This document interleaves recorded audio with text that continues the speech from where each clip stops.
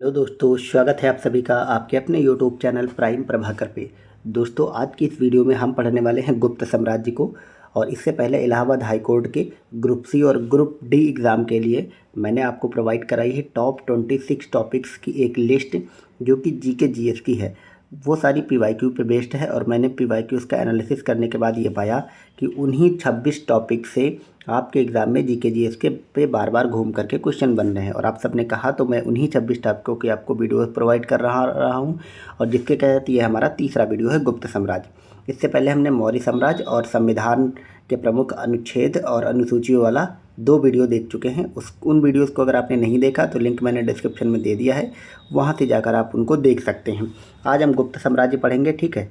और जितने भी गुप्त साम्राज्य से रिलेटेड क्वेश्चन बन सकते हैं उन सबको मैं आपको कराऊंगा, ठीक है। इसमें कंप्लीट मैंने पीसीएस या आईएएस की तरह नहीं लिया है, बल्कि उन सारी चीज़ों को लिया है जो आपके एग्ज़ाम में क्वेश्चन बन सकते हैं, ठीक है। और गुप्त साम्राज्य के बाद मैं आपको कुछ भी ऐसी चीज़ छोड़ूंगा नहीं जो आपके एग्ज़ाम में क्वेश्चन बने। आपको सिर्फ इतना जीके जीएस में फॉलो करना है। मैं आपको सिर्फ और सिर्फ सातवाहन वंश से एक आध क्वेश्चन बन सकता है, मतलब अगर बनेगा तो इधर उधर वो लोग गए तो सातवाहन वंश से रिलेटेड और कुषाण वंश से रिलेटेड कुछ चीज़ें मैं आपको लास्ट में बताऊंगा, उनको भी आपको देख लेना है, ठीक है। वो मैं बस आपको 3-4 मिनट में करा दूंगा, लेकिन वो चीज़ें कराऊंगे जहाँ से क्वेश्चन बनने की संभावना है, ठीक है। तो चलिए पहले हम गुप्त साम्राज्य को देखते हैं। तो गुप्त साम्राज्य में सबसे पहले इसके हम स्रोत देखते हैं, ठीक है। इसका स्रोत क्या है, गुप्त साम्राज्य का स्रोत क्या होता है, ठीक है।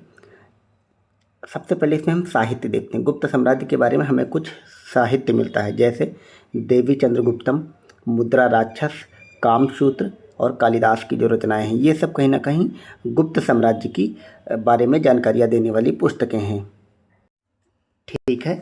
अब अगर हम देखें तो ये देवी चंद्रगुप्तम, ये पुस्तक किसने लिखी है? मुद्रा राक्षस आप सबको पता है किसने लिखी, मुद्रा राक्षस लिखी विशाख दत्त ने, ठीक है। तो यहाँ पे आपको एक चीज़ मैं बता दूँ, विशाख दत्त ने मुद्रा राक्षस के साथ साथ देवी चंद्रगुप्तम ने भी लिखी है। ये एक तरह का नाटक है, ठीक है। तो देवी चंद्रगुप्तम और मुद्रा राक्षस 2 रचनाएं विशाख दत्त की हैं। कामसूत्र वात्स्यायन की रचना है, कालिदास की रचनाएं हैं। 7 नाटक और मतलब खंडकाव्य महाकाव्य वगैरह कालिदास ने लिखे हैं, जिसमें आपके एग्जाम में जो क्वेश्चन बन सकता है वो क्या आ सकता है, जैसे आपका अभिज्ञान शाकुंतलम हो गया, ऋतु संहारम हो गया, मेघदूतम हो गया, कुमार संभवम हो गया, विक्रमोर्वशीयम हो गया। ये सारी कालिदास की रचनाएं अगर आपको नहीं मतलब ये याद थी तो आप इसको मतलब नोट डाउन कर सकते हैं। मैंने जो बोला उसको वीडियो को थोड़ा सा बैक करके, या अभी आप ना करें, मैं आपको एक वीडियो प्रोवाइड कराने वाला हूं जिसमें मैं एंशिएंट, मिडिवल और मॉडर्न इंडिया की समस्त जो पुस्तकें हैं और उनके लेखक हैं उनकी मैं एक लिस्ट प्रोवाइड करा दूंगा आपको। तो वो अब मैं या तो वीडियो बना दूंगा या फिर मैं उसको टेलीग्राम पे दे दूंगा, तो आप लोग वहां से रख लीजिएगा। तो उसमें मैं ये सारी पुस्तकें लिख दूंगा, ठीक है। और अगर आपको मैं एक चीज़ और बता दूँ, अगर आपको मैं जितने भी क्लास करा रहा हूँ इन सब का पीडीएफ मैं अपने टेलीग्राम पे डाल देता हूँ शाम को, ठीक है। तो ये अगर आपको पीडीएफ चाहिए रिवाइज करने के लिए तो मेरा टेलीग्राम चैनल का लिंक डिस्क्रिप्शन में है, जाकर आप ज्वाइन कर ले, वहाँ पे मैं ये सारे पीडीएफ दूंगा आपको, ठीक है। तो ये साहित्य हो गया गुप्त काल की जानकारी के बारे में। अब हम देखते हैं लेख। तो एक जैसे प्रयाग प्रशस्ति का लेख है, ठीक है, प्रयाग प्रशस्ति लेख, ये आपको पता है समुद्रगुप्त ने खुदवाया था, ठीक है, प्रयाग प्रशस्ति अभिलेख। इससे क्वेश्चन यही कुछ बनते हैं कि प्रयाग प्रशस्ति अभिलेख किसने और इस पर लिखा किसने था। इसमें समुद्रगुप्त का एक दरबारी कवि था हरिशेण, ठीक है, उसने इसमें लिखा था और ये था समुद्रगुप्त से रिलेटेड। फिर आता है एक क्वेश्चन और बनता है जो मैं आपको बता दूं, थोड़ा सा मिडिवल इंडिया से रिलेट करता है कि किस मुगल कालीन बादशाह का संबंध प्रयाग प्रशस्ति अभिलेख से है, तो वो जहांगीर का है। एक लाइन ये आपको याद रखनी। फिर आता है एरण का अभिलेख, ये बहुत इंपॉर्टेंट है और ये भानुगुप्त का अभिलेख है, ठीक है। और इसके बारे में जो क्वेश्चन बनता है वो ये बनता है कि किस अभिलेख से भारत में सती प्रथा का प्रथम साक्ष्य प्राप्त होता है। तो वो इसी एरण अभिलेख से सती प्रथा का प्रथम साक्ष्य प्राप्त होता है। इसमें जो भानुगुप्त था इसकी पत्नी जो है वो सती हो जाती है, तो भानुगुप्त का एरण अभिलेख इसको बोलते हैं। फिर ताम्रपत्र और मोहरों पर जो लेख लिखे हैं उससे भी इसका पता चलता है। अगर हम मुद्रा से भी इसका पता चलता है गुप्त साम्राज्य का। मुद्रा में क्या है, सिक्के आते हैं, विशेषकर गोल्ड के सिक्के, ठीक है। आर्थिक ऋण और विदेशी व्यापार इसी से होता था। यात्रा विवरण की बात करें तो 2 यात्री इसमें इंपॉर्टेंट हैं, फाहियान और वैनसांग। ये दोनों के दोनों चीनी यात्री हैं। बस इसमें आपको क्या याद रखना है, ठीक है, वैनसांग जब आया था तो उस समय हर्षवर्धन का काल था, यानी कि गुप्त साम्राज्य आ चुका था और वर्धन वंश आ चुका था, ठीक है। और फाहियान आया था, वो गुप्त साम्राज्य में आया था। फाहियान किसके समय में आया था? चंद्रगुप्त विक्रमादित्य यानी कि चंद्रगुप्त द्वितीय के समय में।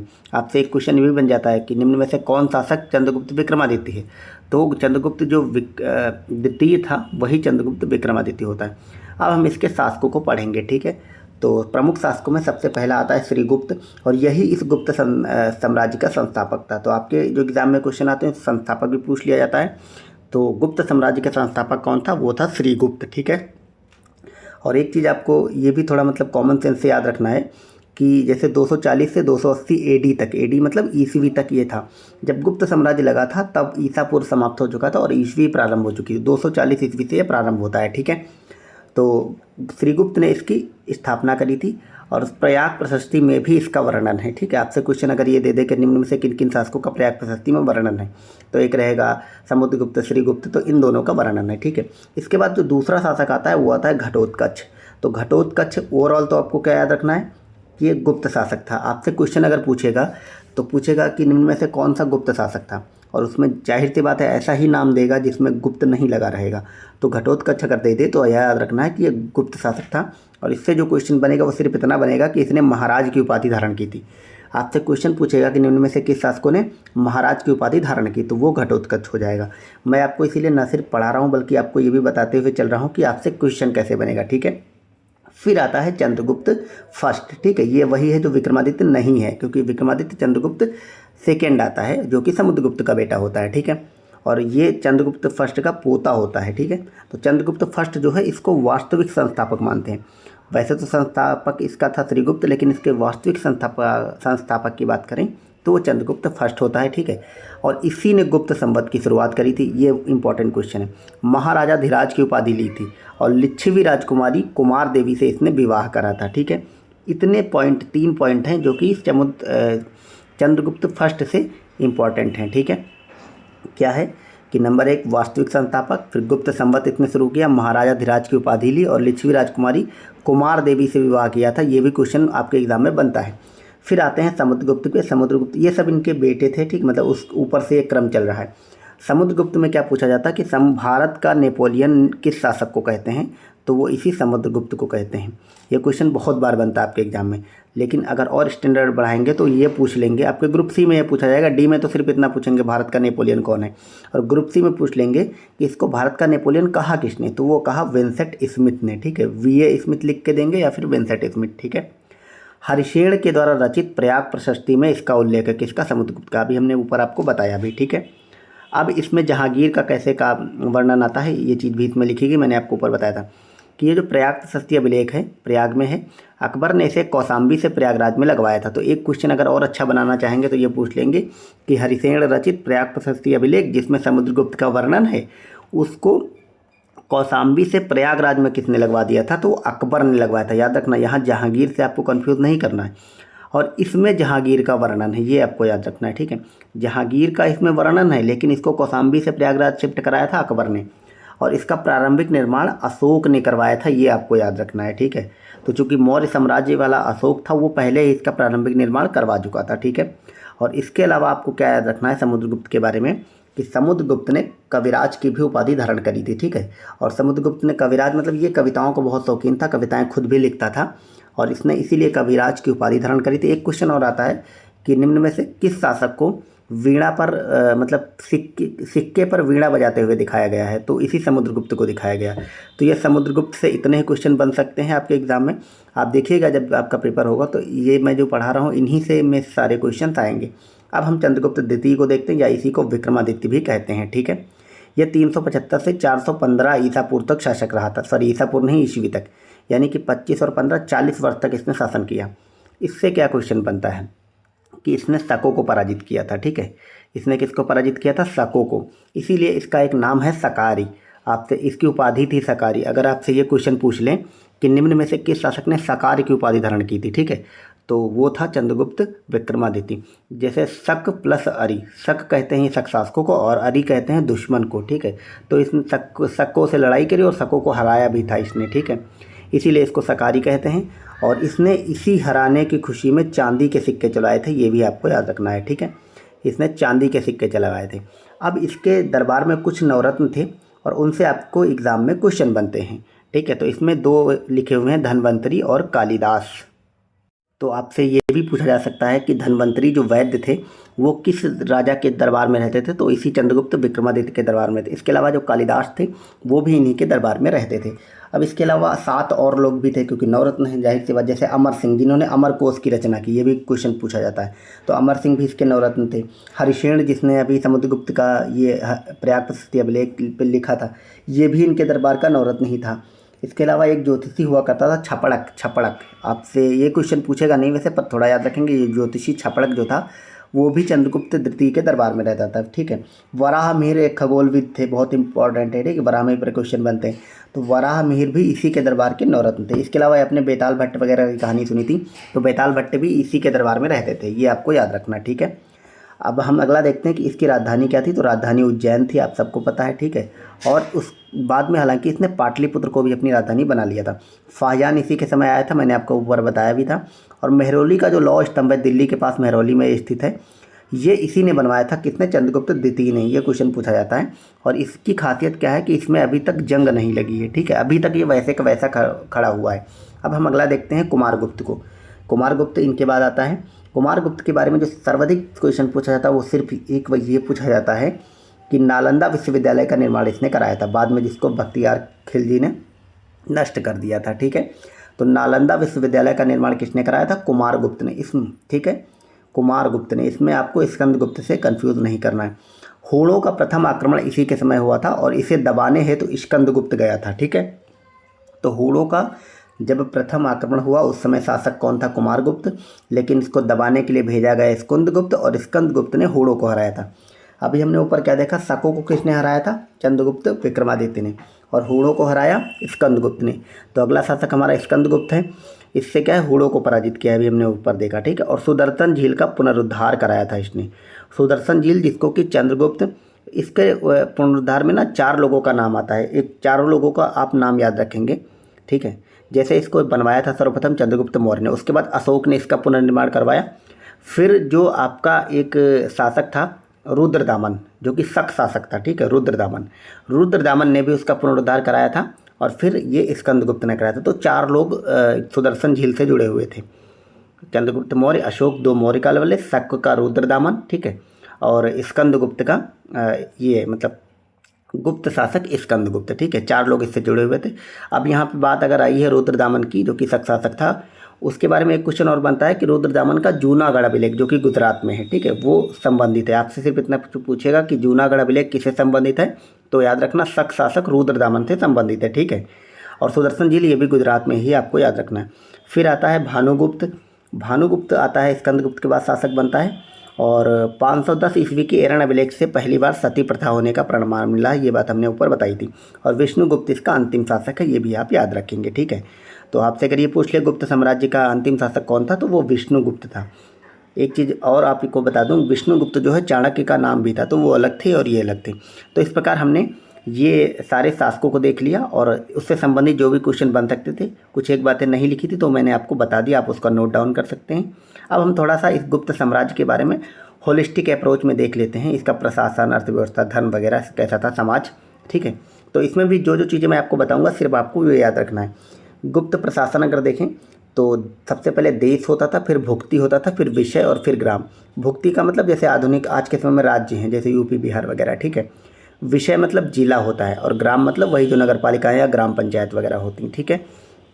तो देश, भुक्ति, विषय और ग्राम। अगर स्टैंडर्ड क्वेश्चन बनाएगा तो ये क्वेश्चन पूछेगा आपसे, वरना नहीं पूछेगा। राजा को दैवीय अधिकार थे, ठीक है। मौर्यों के समान केंद्रीकृत व्यवस्था नहीं थी, यहाँ पे आपको याद रखना है। जैसे मौर्य काल में केंद्रीकृत व्यवस्था थी, लेकिन गुप्त काल में केंद्रीकृत व्यवस्था नहीं थी, ठीक है। परंतु राजा का महत्व फिर भी सबसे ऊपर था, और बाद में सामंती व्यवस्था का विकास हो गया। तो आपको सिर्फ इसमें मेनली ये वाली चीज़ याद रखनी है, देश, भुक्ति, विषय, ग्राम, ये क्रम था इसका। अब गुप्तकालीन अगर समाज को देखें तो वर्ण व्यवस्था इसमें थी, आपको याद रखना। उपजातियाँ थी, जातियाँ और उपजातियाँ।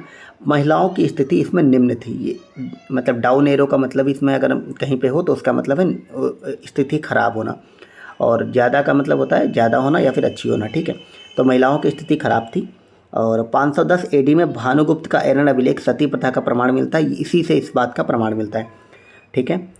अछूतों की स्थिति भी ठीक नहीं थी, क्योंकि इसमें भी डाउन एरो आप देख पा रहे हैं, ठीक है। ये मतलब मेरा सिंबल है, मैं आपको बता दी हूँ, और बाकी मैं बोल भी रहा हूँ कि अछूतों की स्थिति, दासों की स्थिति, महिलाओं की स्थिति अच्छी नहीं थी और कायस्थ जाति का सर्वप्रथम वर्णन इसी गुप्त साम्राज्य में मिलता है, आपको याद रखना है। यानी गुप्त काल में ही सर्वप्रथम कायस्थ जाति अस्तित्व में आई थी, आपको इतना याद रखना है, ठीक है। फिर आती गुप्त अर्थव्यवस्था कैसी हुआ करती थी। इसका आधार कृषि था और कर 1/4 से 1/6 तक होता था, आपसे नहीं पूछे गए।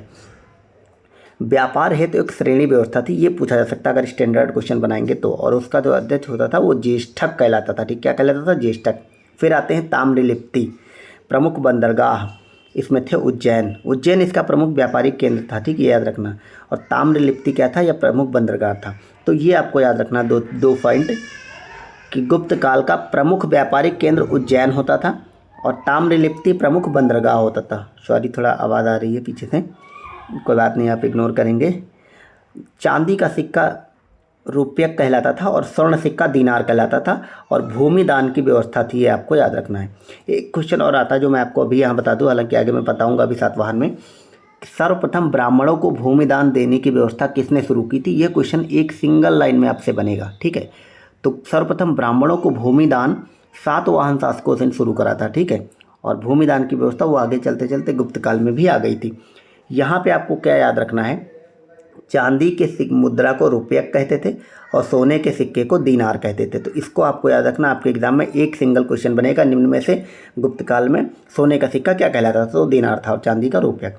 अब हम अगर गुप्त काल के धर्म को देखें तो मूलतः वैष्णव धर्म था, यानी कि आधुनिक जो हिंदू धर्म कह सकते हैं इस तरह से।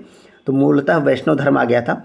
इसी गुप्त काल से मंदिरों के बनने की शुरुआत होने लगी थी। हालांकि बौद्ध धर्म भी प्रचलन में था, लेकिन जैन धर्म उस समय बहुत कम हो गया था, ठीक है, सीमित विकास हुआ था। लेकिन शैव जो था ये भी प्रचलन में आ गया। तो शैव, ब्राह्मण, वैष्णव या फिर बौद्ध धर्म ये चल रहे थे। मंदिर निर्माण प्रारंभ हो गया था इसी काल में और देवगढ़ या झांसी का दशावतार मंदिर इसी समय बना था, ठीक है। और विष्णु के वराह अवतार सबसे प्रसिद्ध थे। तो भगवान विष्णु का जो वराह अवतार है वो इस समय सबसे प्रसिद्ध था, ठीक है। हालांकि एक चीज़ मैं बता दूं, जितने भी ये मंदिर उस तरह के गुप्त काल में, जैसे जब मैं आपको बुक्स का एक लिस्ट दूंगा, इसी तरह मैं आपको प्राचीन भारत के और प्राचीन भारत के सारे जो मंदिर वगैरह हैं उन सब की एक लिस्ट दे दूंगा, मात्र एक पेज में। उसको आप रट डालेंगे तो वो चीज़ें आपकी कवर हो जाएंगी अगर पूछा जाएगा तो, ठीक है। उन सब की टेंशन नहीं लेना आपको। आप टेलीग्राम मेरा ज्वाइन कर लें, मैं जो भी क्वेश्चन बन सकते हैं या बनने की संभावना है 1% भी, मैं उन सब की लिस्ट दे दूँगा और आपको पर रिवाइज करने में बस 2 मिनट लगेगा और आप 2-3 बार देख लेंगे तो वो क्वेश्चन आपके गलत नहीं होंगे। तो all in one solution GK GS का मैं आपको प्रोवाइड कराऊंगा, ठीक है। इसके अलावा आपको पता है हमारी एक प्रैक्टिस सेट भी चल रहा, मैंने शुरुआत कर दिया है कल से जीके जीएस की। तो उसमें मैं आपको 30-40 क्वेश्चन एक बार में करा रहा हूँ। अभी मैं और बढ़ाऊंगा उसको और मैं आपको एग्जाम तक लगभग top 1000 current affairs GK GS के स्टैटिक क्वेश्चन वो करा दूंगा। तो मैक्सिमम क्वेश्चन आपको वहीं से मिल जाएंगे। इसके अलावा टॉप 26 वाली सीरीज देख लेंगे, आपका जीके जीएस में ज़्यादा लोड नहीं लेना है, ठीक है। अब देखते हैं गुप्त काल की थोड़ा कला को। एक क्वेश्चन ये बनता है कि इनमें से किस काल को मतलब भारत का स्वर्ण काल कहते हैं, तो इसी गुप्त काल को कहते हैं। और गुप्त काल को स्वर्ण काल कहने का जो संबंध है वो इसी कला से है, ठीक है। भारत का स्वर्ण काल इसीलिए कहा जाता है, किस लिए, इसकी कला क्षेत्र में उपलब्धि को देखते हुए। अब इसकी कला क्षेत्र में क्या हुआ था कि जैसे खूब सारे मंदिर बने थे, और याद रखना गुप्त काल के मंदिर नागर शैली में होते थे। तो मंदिर निर्माण की 3 शैलियाँ हैं, आप सबको पता है कौन कौन सी, नागर, बेशर और द्रविड़। तो आपको मतलब मैं आपसे अगर क्वेश्चन बनेगा तो ज़्यादा डीप में नहीं जाएंगे। वो लोग क्वेश्चन क्या पूछेंगे कि नागर शैली, बेसर शैली या द्रविड़ शैली किस कला हेतु प्रसिद्ध है। आपके ऑप्शन में रहेगा कि मूर्ति कला, मंदिर कला या फिर मतलब पेंटिंग्स वगैरह, ठीक है, ऐसे ऑप्शन में रहेगा। तो आपको याद रखना नागर, बेशर और द्रविड़ जो शैली है वो मंदिर कला की है, ठीक है। फिर है बौद्ध, जैन और हिंदू में मूर्ति निर्माण। तो याद रखना है मूर्ति पूजा के विरोधी थे जैन और बौद्ध, लेकिन फिर भी इनकी भी मूर्तियाँ इसमें बनी थी। और बुद्ध की भूमि स्पर्श की मूर्ति भी इसी काल में बनी थी। अजंता एवं बाघ की गुफा कला भी इसी काल में बनी थी, ठीक है। और याद रखना है आपको अजंता जो है वो महाराष्ट्र में स्थित है, थोड़ा मैं बता दूं। और बौद्ध धर्म के जो महायान शाखा थी उसके चित्र इसमें प्रचलित हैं। और बाघ की जो गुफाएं हैं वो महाराष्ट्र में नहीं बल्कि मध्य प्रदेश में है, एमपी में है। और इसमें लोक जीवन के चित्र हैं, ठीक है, नॉर्मल हम सबकी लाइफ वाले से रिलेटेड चित्र इसमें पाए जाते हैं। गुप्त काल की जो राजकीय भाषा थी वो संस्कृत थी, आपको याद रखना। ये क्वेश्चन पूछा जा सकता है 1 लाइन में कि गुप्त काल की राजकीय भाषा क्या थी, वो थी संस्कृत, ठीक है। और पुराणों का अंतिम संकलन इसी गुप्त काल में हुआ था। अब यहाँ पे कुछ पुस्तकें लिखी गई, इनके राइटर्स लिखे, ये बहुत इंपॉर्टेंट, हालांकि मैं सूची दूंगा एक, उसमें ये सब रहेगा। तो आप अभी देख लें कि पंचतंत्र में को लिखा था विष्णु शर्मा ने। ये क्वेश्चन PYQs का भी है, आपके ग्रुप डी में आ चुका है। पंचतंत्र विष्णु शर्मा ने लिखी थी, 2019 वाला जो ग्रुप डी था, ठीक है। कामसूत्र वात्स्यायन ने लिखा था। अमरकोश अमर सिंह ने लिखा था। मृच्छकटिकम लिखा था शूद्रक ने, ठीक है। अभी हमने ऊपर 2-3 रचनाएं देखी थी शुरुआत में, उन सबको भी आपको याद कर रखना है। मृच्छकटिकम शूद्रक ने लिखा था। और नीति सार एक पुस्तक है जिसको कामानंद ने लिखा था, ये आपको नहीं पता होंगी तो याद कर लें। अब यहाँ पे कुछ आर्यभट्ट, ब्रह्मगुप्त और वराहमिहिर से रिलेटेड कुछ फैक्ट हैं, उनको आप देख लें। आपसे पूछा जा सकता है कि आर्यभट्ट ने एक पुस्तक लिखी आर्यभट्टम, ठीक है, जिसमें सूर्य सिद्धांत का वर्णन है, ये आपको याद रखना। और इसमें कहा गया कि पृथ्वी सूर्य के चारों ओर चक्कर लगाती है। अब आप देखो आर्यभट्ट ने कितना पहले बता दिया था, कितने हज़ार साल पहले, कि पृथ्वी सूर्य के चारों ओर चक्कर लगाती है। और इसी बात के नेग्लिजेंस में यूरोप में देखो अब क्या होता था कि मतलब गैलीलियो ने इसका विरोध किया तो उसको कमरे में बंद करके सड़ा के मार दिया। क्यों? क्योंकि चर्च ऐसा मानती थी कि पृथ्वी केंद्र में है और सूर्य उसके ओर चक्कर लगाता है। और भारत में तो कितने पहले आर्यभट्ट ने ये बात बता दी। खैर अब आगे बढ़ते हैं, देखते हैं ब्रह्मगुप्त ने ब्रह्म सिद्धांत लिखा और इसको भारत का न्यूटन भी कहते हैं। मोस्ट इंपॉर्टेंट क्वेश्चन आपसे पूछा जा सकता है कि निम्न में से किसको भारत का न्यूटन कहते हैं? तो भारत का न्यूटन ब्रह्मगुप्त को कहते हैं और ब्रह्म सिद्धांत इसकी पुस्तक थी, ठीक है, इनकी पुस्तक थी। फिर आते हैं वराहमिहिर। पृथ्वी सूर्य के तथा चंद्रमा पृथ्वी के चारों ओर चक्कर लगाता, ये बात वराहमिहिर ने कही थी, ठीक है। तो चंद्रमा पृथ्वी के ओर चक्कर लगाता, इसमें इन्होंने बढ़ा दिया आर्यभट्ट वाली बात को, ठीक है। तो ये हो गए हमारे वराहमिहिर। अब हमने शुरुआत में आपको बताया था कि मैं आपको लास्ट के 5 मिनट में थोड़ा सा सातवाहन और कुषाण वंश के बारे में पढ़ा देता हूँ, क्योंकि कनिष्क वगैरह से सवाल बनने की संभावना रहती है, ठीक है। तो चलिए उस पर मैं आपको लेके चलता हूँ। ये हमारा रहा सातवाहन वंश से रिलेटेड। सातवाहन वंश में जितनी बातें इसमें लिखी गई आपको सिर्फ इतना पढ़ना है, इससे बाहर कुछ नहीं देखना है। इसका संस्थापक अगर पूछ ले तो याद रखना सिमुक इसका संस्थापक था। कौन था? सिमुक। इसकी राजधानी प्रतिष्ठान थी। प्रतिष्ठान कहाँ पड़ती है? महाराष्ट्र में। MH मतलब महाराष्ट्र। प्रमुख शासक जो इसका था गौतमीपुत्र सातवर्णी था। इससे क्वेश्चन बनते हैं जो भी बनते हैं। और सातवाहन वंश का अगर आपको मतलब ज्योग्राफी ना पता हो तो याद रखना है, कृष्णा गोदावरी का जो डेल्टा था उसमें ये स्थित था। महाराष्ट्र और आंध्र प्रदेश वाला जो आज का रीजन है वहाँ पे ये सातवाहन वंश शासन करता था, ठीक है।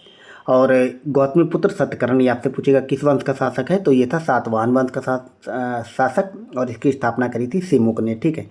अभी हमने ऊपर आपको बताया था कि ब्राह्मणों को व बौद्ध भिक्षुओं को भूमि दान देने की प्रथा सर्वप्रथम किसने शुरू करी थी? तो इन्हीं सातवाहन शासकों ने शुरू करी थी और इसका जिक्र नाना घाट के अभिलेख में मिलता है। सामंती व्यवस्था की शुरुआत इन्हीं के समय में हुई। सामंती व्यवस्था का मतलब राजा के अंदर राजा। सामंती व्यवस्था में राजा सर्वोच्च नहीं होता, बहुत सारे पदाधिकारी गण वगैरह बट जाते हैं, ठीक है। फिर सिक्कों की अगर बात करें, इसमें एक क्वेश्चन और बनता है कि सीसा के सिक्के सबसे ज़्यादा सातवाहन शासकों ने चलाए थे। चांदी, प्रोटीन, कांसे आदि के भी सिक्के चले थे। तो आपसे क्वेश्चन अगर बनेगा तो सीसा वाले पे बनेगा। आपसे पूछेगा कि शीशे के सिक्के किसने चलवाए थे, तो सातवाहन शासकों ने। मात्र सत्तात्मक समाज था परंतु राजा पितृसत्तात्मक होता था। तो ये बहुत इंपॉर्टेंट है लाइन। आपसे सिर्फ इतना पूछेगा इसमें कि निम्न में से कौन सा जो वंश था वो मात्र सत्तात्मक था, ठीक है। तो वो यही सातवाहन वंश था। और जैसे मैं आपको एग्जांपल बताऊं तो ये जो गौतमी पुत्र सतकर्णी है, तो गौतमी जो है वो इसकी माता थी, तो ये लोग माता का नाम पहले लगाते थे, गौतमी पुत्र सतकर्णी, ठीक है। तो मात्र, लेकिन जो राजा होता था वो पितृसत्तात्मक होता था। तो अब सातवाहन शासकों में आपको सिर्फ इतना याद रखना है। अब मैं थोड़ा सा आपको कुषाण वंश बता देता हूँ 2 मिनट में।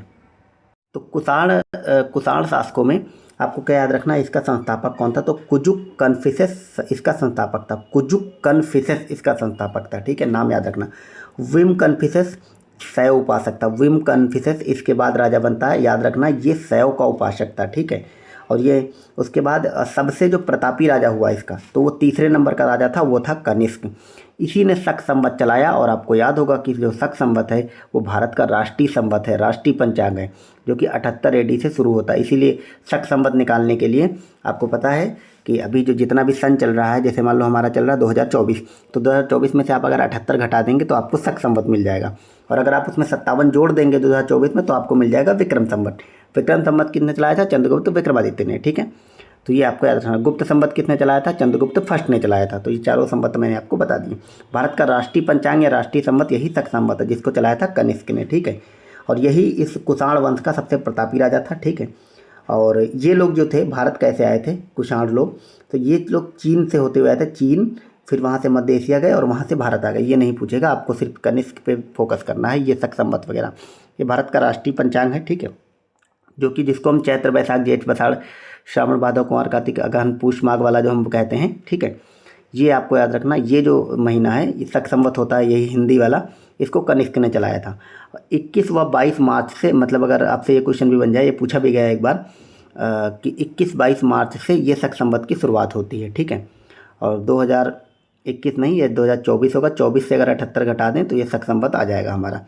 अब ये जो कुषाण शासक थे, इनकी राजधानी क्या थी? तो पुरुषपुर थी। पुरुषपुर जो है वर्तमान में पेशावर में है। पेशावर कहाँ पड़ता? पाकिस्तान में। कनिष्क ने अपनी राजधानी बाद में मथुरा को बना लिया था। तो याद रखना, पेशावर से हटा करके मथुरा राजधानी किसने बनाई? कनिष्क थी। या आपसे क्वेश्चन पूछेगा कि कनिष्क की राजधानी क्या थी? तो मथुरा थी। एक क्वेश्चन और बनते हैं, ये 3 के तीनों पॉइंट मोस्ट इंपॉर्टेंट है, एक लाइन में पूछा जा सकता है आपसे कि सबसे शुद्ध सोने के सिक्के चलाए थे तो कनिष्क ने चलाए थे।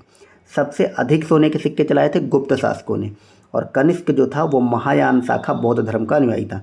तो आपसे क्वेश्चन एक तो ये पूछ लेगा, अगर धर्म देगा तो ये कनिष्क किस धर्म को मानता था? तो बौद्ध धर्म रहेगा तो लगा देना है। लेकिन और डीप में जाएगा तो पूछेगा बौद्ध धर्म की किस शाखा को मानता था? तो वो महायान शाखा को मानता था, ठीक है। और अगला देखते हैं, कनिष्क के दरबार में कुछ लोग रहते थे फेमस, उनके बारे में आपको थोड़ा सा जानना जरूरी है। तो अश्वघोष इन्हीं के दरबार में रहते थे। इन्होंने बुद्ध चरित्र की रचना की और इसको बौद्धों की रामायण कहते हैं, बुद्ध चरित्र को। तो एक क्वेश्चन आपसे अगर पूछेगा तो ये पूछेगा कि बुद्ध चरित्र का रचनाकार कौन था? तो अश्वघोष था। और एक किसके दरबार में रहता था? कनिष्क के दरबार में। चरक जो है, इसने चरक संहिता लिखी। और चरक को शल्य चिकित्सा का जनक भी भारत में कहते हैं, सॉरी वो सुश्रुत को कहते हैं। सुश्रुत शल्य चिकित्सा मतलब जिसको कहते हैं प्लास्टिक सर्जरी, तो जो सर्जरी वगैरह होती है उसके जनक थे सुश्रुत। और ये भी कनिष्क के दरबार में रहते थे और चरक भी रहते थे। फिर नागार्जुन जो कि शून्यवाद के जनक थे और भारत का आइंस्टीन भी इनको कहते हैं। अभी हमने ऊपर देखा था ब्रह्मगुप्त को भारत का न्यूटन कहा जाता है, लेकिन नागार्जुन को भारत का आइंस्टीन कहते हैं, ठीक है। और नागार्जुन ने ही शून्यवाद के जनक थे ये नागार्जुन, ठीक है। और इन्हीं ये सारे के चारों लोग कहाँ रहते थे? कनिष्क के दरबार में। तो ये बहुत इंपॉर्टेंट ये इतना पॉइंट है, देखने में भले कम लग रहे हो लेकिन यहाँ से कहीं से भी घुमा फिरा के क्वेश्चन पूछा जा सकता है। या तो यही देगा कि ये सब किसके दरबार में थे? तो कनिष्क के दरबार में, ठीक है। तो या फिर देगा आपको कि शून्यवाद के जनक भारत का आइंस्टीन, सुश्रुत शल्य चिकित्सा के जनक चरक संहिता, अश्वघोष ने बुद्ध चरित्र लिखी, ये बौद्धों की रामायण है, ठीक है। मैंने आपको रिवाइज भी करा दिया। अब कुषाणों ने सबसे ज़्यादा मात्रा में जारी किए सिक्के वो तांबे के थे। अभी हमने क्या देखा ऊपर कि कुषाणों ने सर्वाधिक शुद्ध सोने के सिक्के, आपसे अगर ये पूछा जाए सर्वाधिक शुद्ध सोने के सिक्के किसने चलाए? तो कुषाणों ने। और सर्वाधिक मात्रा में किसके सिक्के इन्होंने चलाए? तो वो तांबे के सिक्के। तो ये हमने कुषाण देख लिया, सातवाहन देख लिया लास्ट के 5 मिनट में। और वीडियो थोड़ा सा लंबा नहीं हुआ है, लंबा तो हो ही गया, मतलब 25 मिनट के आसपास, लेकिन फिर भी इस वीडियो में मैंने आपको इतनी अच्छी इन्फॉर्मेशन दी है कि आपके एग्ज़ाम में जो भी क्वेश्चन आएगा इन्हीं सब से रिलेटेड आ जाएगा, ठीक है। तो आपने अगर इससे पहले वाली हमारी टॉप 26 वीडियो की सीरीज़ मिल रही है और ये अक्टूबर एंड होते होते ये कंप्लीट मैं आपको 26 के 26 टॉपिक दे दूंगा ताकि आप लोग अच्छे से पढ़ सकें। PDF डाउनलोड कर ले जाके टेलीग्राम से, और वहाँ पे जा करके आप लोग उसको बार बार रिवाइज करें। इसके अलावा हमने GK GS की प्रैक्टिस सेट भी शुरू कर सकी, उसको भी आप देखें। मैं आपको दोपहर में के समय में 1-2 बजे के आसपास ये वाली वीडियोस आपको देता हूँ, 1 बजे, ठीक है। और रात के 8 बजे के टाइम मैं आपको उसकी प्रैक्टिस सेट वाली वीडियो दे देता हूँ, ठीक है। तो उसमें अभी हमारा मॉडर्न इंडिया चल रहा है, 2-3 वीडियो में वो कवर हो जाएगी। फिर हम दूसरे सब्जेक्ट उठाते होते हैं, ऐसे टॉप 1000 में आपको GK GS करा दूंगा, ठीक है। और बहुत ही साधारण भाषा में, वो मात्र 15 मिनट की वीडियो होती है, आप लोग ज़रूर देखें, प्रैक्टिस होगी अच्छे से, ठीक है। तो बाकी मेरा ये इनिशिएटिव वगैरह कैसा लगा, ठीक है, वो आप सब बताएं। और बाकी अगर आप मुझसे कुछ पर्सनल क्वेरी चाहते हैं, जैसे आपको अपनी तैयारी से related, Allahabad high court group C D से रिलेटेड कोई भी इन्फॉर्मेशन आपकी, मतलब पर्सनल पढ़ाई नहीं हो पा रही वो, या फिर कुछ भी आपको मतलब दिक्कत है पढ़ाई से रिलेटेड, पर्सनल लाइफ में, मतलब ओवरऑल जो भी दिक्कत, अगर आपको कुछ भी लग रहा है, आप अगर बात करना चाहते हैं, तो मैंने अपने चैनल का एक टेलीग्राम भी बना दिया है, सॉरी इंस्टाग्राम भी बना दिया है। तो वो इंस्टाग्राम का लिंक मैंने दे दिया है टेलीग्राम के जस्ट नीचे, तो आप जाकर इंस्टाग्राम पे फॉलो कर सकते हैं और वहाँ पे मुझे आप मैसेज करें। वहाँ पे वो मेरा पर्सनल मेरे हाथ में रहता है मोबाइल, तो मैं पर्सनली उसको आपको रिप्लाई करूँगा जो भी आपकी समस्या रहेगी, ठीक है। आप लोग जा करके उसको ज्वाइन करें और बाकी टेलीग्राम जरूर ज्वाइन करें। उस पर मैं ना सिर्फ ये वाली PDF देता हूँ, बाकी अगर कुछ मुझे ज़रूरी लगता है कि ये 4 चीज़ें आपको पढ़ लेनी चाहिए तो वो भी वहीं पे दे देता हूँ। आप लोग उसको पढ़ते रहें, सिर्फ उतना फॉलो करें, आपको उससे बाहर कुछ भी नहीं मिलना, ठीक है। तो चलिए मिलते हैं नेक्स्ट वीडियो में। थैंक यू सो मच यहाँ तक देखने के लिए। नए लोग जो हैं अगर चैनल को सब्सक्राइब नहीं किया तो वो भी कर लें, वीडियो को लाइक भी कर दिया करिए, ताकि मतलब थोड़ा सा लाइक करते हैं आप तो क्या होता है, वीडियो बूस्ट होता है और मैं भी बूस्ट होता हूँ, ठीक है। मिलते हैं नेक्स्ट वीडियो में, बाय बाय।